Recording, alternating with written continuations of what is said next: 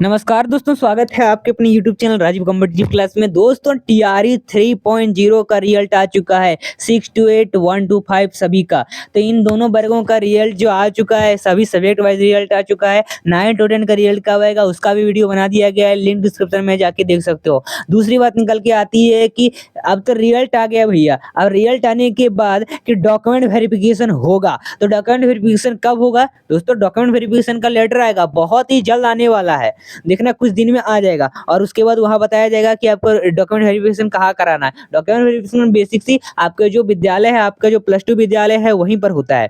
और दूसरी बात, डॉक्यूमेंट वेरिफिकेशन में कौन कौन से वो दस्तावेज हैं जो लगने वाले हैं और हमें दिक्कत ना हो। वो ओटीपी क्या है आधार कार्ड का, आधार कार्ड में छटा जाते हैं अभ्यर्थी। तो देख लो, सबसे इम्पोर्टेंट चीज है आपका डॉक्यूमेंट वेरिफिकेशन होना। अगर इसमें गलती हुआ तो आपका जो रिजल्ट आपने पास किया उसका कोई मायने नहीं, आपको सीधा भेज दिया जाएगा घर। हो सकता है अगर टाइम भी ना दे तो बाद में उसे सुधार करने का। तो पहले आप सब सही तैयार कर लो। और दोस्तों अभी ये सारी चीजें तैयार कर लो ताकि जो है आगे जो लेके जाएंगे तब आपका डेट जो है नजदीक ना आ जाए। यानी अभी तैयार कर लो ये सारे डॉक्यूमेंट। क्या कोई डॉक्यूमेंट है डॉक्यूमेंट वेरिफिकेशन में लगेगा?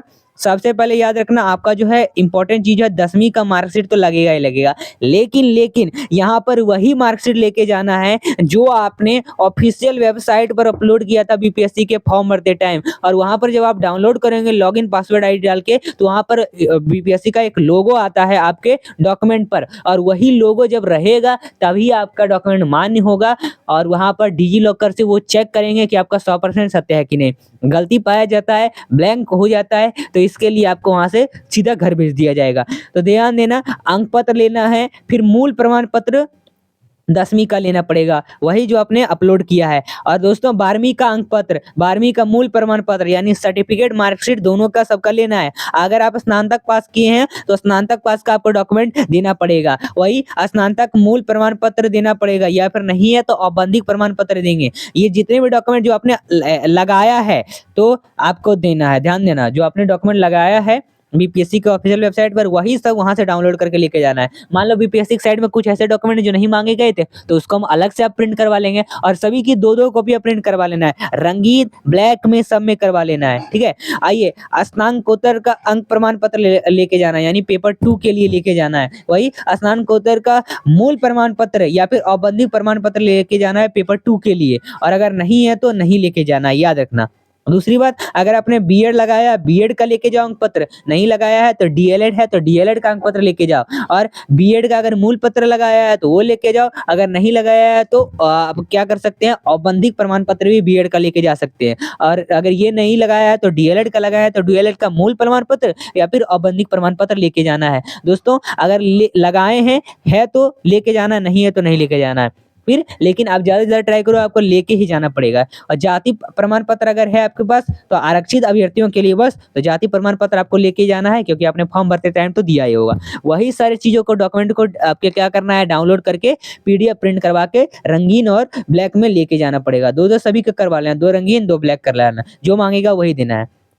अगर आप दिव्यांग हैं, दिव्यांग का प्रमाण पत्र लगाएंगे पीएच अभ्यर्थी के लिए, वही अगर आपका आवासीय प्रमाण पत्र बिहार के तो वो तो आपको लेके जाना ही पड़ेगा। आपको मूल का आधार कार्ड लेके जाना पड़ेगा, और आपका आधार कार्ड में जो मोबाइल नंबर उसको लेके जाना पड़ेगा। यही तो मेन फंडा है, इसी से तो अभ्यर्थी को बाहर निकाल दिया जाता है। सभी डॉक्यूमेंट आपके पास सत्य हैं, लेकिन ओटीपी का क्या मामला है दोस्तों? ओटीपी का मामला ये है कि आप आधार कार्ड लेके गए हो, आधार कार्ड से क्या किया जाएगा, आपका आधार कार्ड को डाउनलोड किया जाएगा, डिजी लॉकर से वेरीफाई किया जाएगा। यानी आपके मोबाइल नंबर पर आधार कार्ड में जो लिंक है मोबाइल नंबर, उस मोबाइल नंबर पर ओटीपी आएगा, वो ओटीपी आपको तुरंत वहां पर बताना पड़ेगा। दूसरे का आपको नंबर नहीं रहना चाहिए, दूसरे का यहाँ वहाँ का नंबर नहीं रहना चाहिए। चलो रह भी गया तो आपके आसपास का ही रहना चाहिए, जिसे तुरंत फोन करके ओटीपी मंगवा सकते हो। लेकिन ध्यान देना कि अपना आपका नंबर अपना खुद का नंबर रहना चाहिए।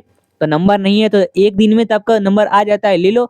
और फिर क्या करो, उस नंबर को अपने ब्लॉक में जाके तुरंत उसको ऐड करवा लो। बस मात्र आपको 100 रुपये लगेंगे, 100 या 50 रुपये लगेंगे, और 24 घंटे के अंदर जो है आपका लिंक हो जाएगा, उस पर ओटीपी आना शुरू हो जाएगा। ठीक है, तो उसे वेरिफिकेशन करना, इसी में सबको बाहर किया जाता है।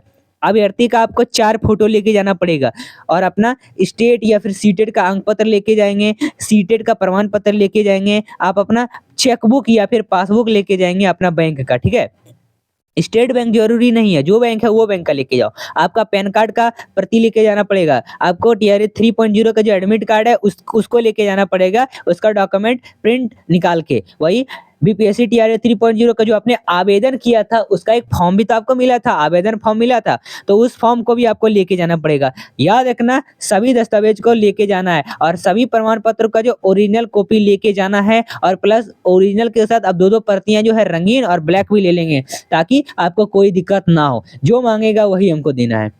चलिए दोस्तों, तो ये पूरे डॉक्यूमेंट वेरिफिकेशन का पूरा मामला था। तो आखिर आपको समझ में आ चुका होगा। दोस्तों वीडियो पसंद आए वीडियो को लाइक करें, चैनल को सब्सक्राइब करें। मिलते हैं फिर अगली वीडियो के साथ। धन्यवाद।